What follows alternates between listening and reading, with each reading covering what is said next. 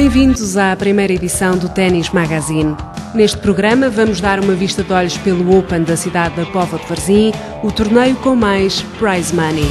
Para melhorar o seu nível de jogo, aceite umas dicas e compreenda os segredos de um dos principais golpes do ténis, a direita. O Ténis Magazine passou também pela margem sul do Tejo e mostra-lhe as finais da 10ª edição do Open de Corroios. Pedro Cordeiro, atual selecionador nacional masculino e feminino, é o convidado deste magazine. Fique a conhecer o passado e o presente do treinador portuense.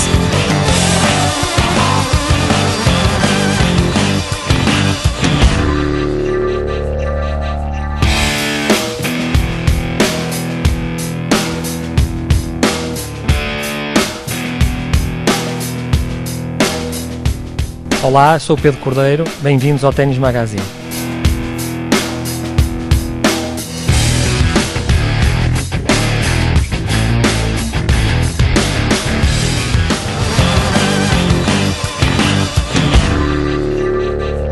A 19ª edição do Estoril Open, agendada para a semana de 12 a 20 de abril no Jamor, já tem assegurada a presença de pelo menos 2 jogadores do atual Top 10. Ao indiscutível número 1, Roger Federer, junta-se Nikolai Davydenko, o russo que ocupa o 4º lugar no ranking ATP. Davydenko ganhou o torneio português em 2003 e perdeu na final em 2006.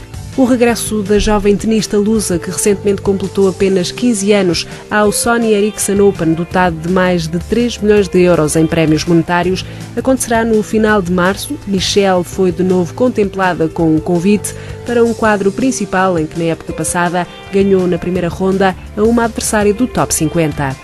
Agendado para os dias 11, 12 e 13 de abril, o confronto com a Tunísia terá lugar em cortes de terra batida e Portugal é claramente favorito, surgindo como o segundo cabeça de série na 3ª divisão.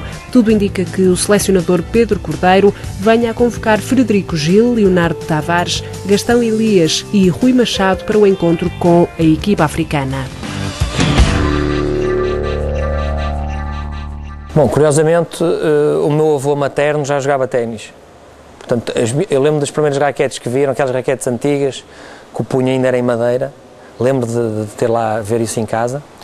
E também, a minha ida para o ténis, do meu irmão e da minha irmã, porque foi sempre uma família ligada ao ténis, tem a ver com o meu pai, porque o meu pai ia praticar ténis à Quinta da Conceição, a Lessa, com os amigos, e de vez em quando tinha uma aula com um professor inglês que estava radicado cá, que vivia cá, que era o Mr. Douglas.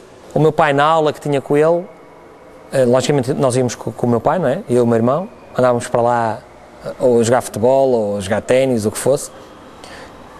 E o meu pai começou a tirar ou seja, ele deixava o último quarto de hora da aula e entrava eu e o meu irmão e nós começamos a ter conhecimento do ténis através do Mr. Douglas. Porque a primeira vez que fui jogar fora fomos à Polónia, eu tinha 13 anos e fazia parte da seleção nacional menores de 16.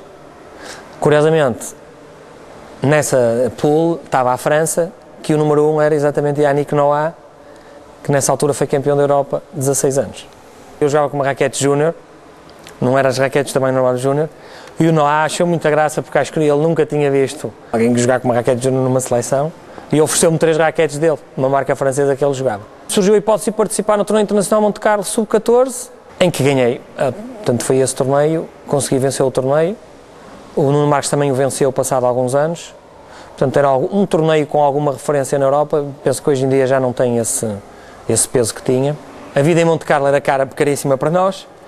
E, a determinada altura, o torneio começou e o meu pai pedia sempre ao juiz-árbitro para eu jogar no primeiro jogo, ou seja, no turno das 9 da manhã, que era para, caso se eu perdesse, vinhamos embora.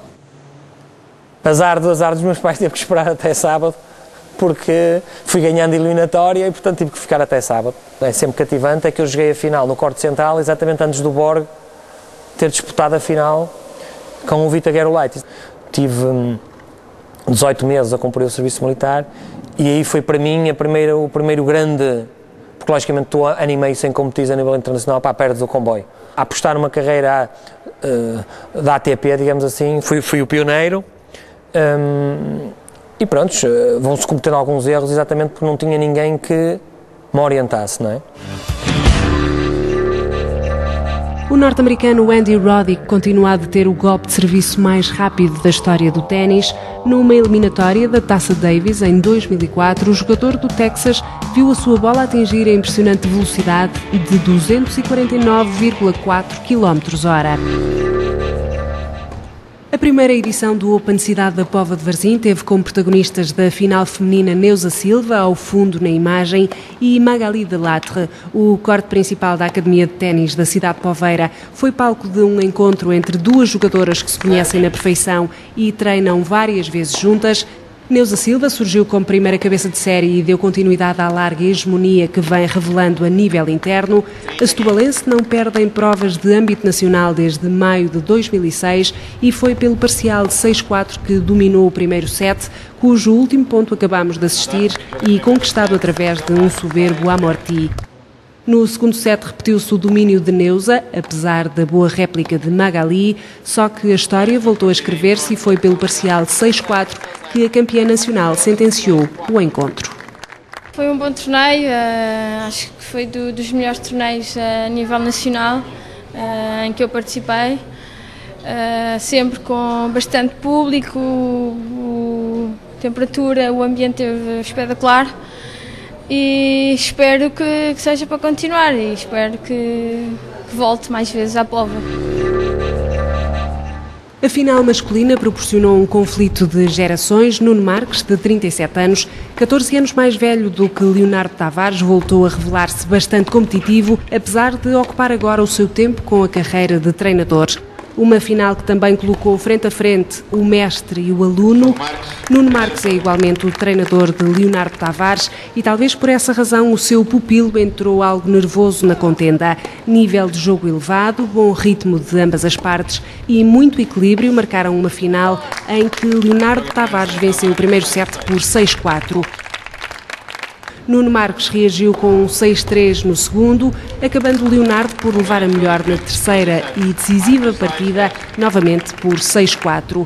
A melhor frescura física de Leonardo Tavares terá sido determinante para resolver uma final que se prolongou por mais de 2 horas. Com um cartel de luxo, terminou a edição inaugural de um evento que distribuiu um total de 10 mil euros em prémios monetários.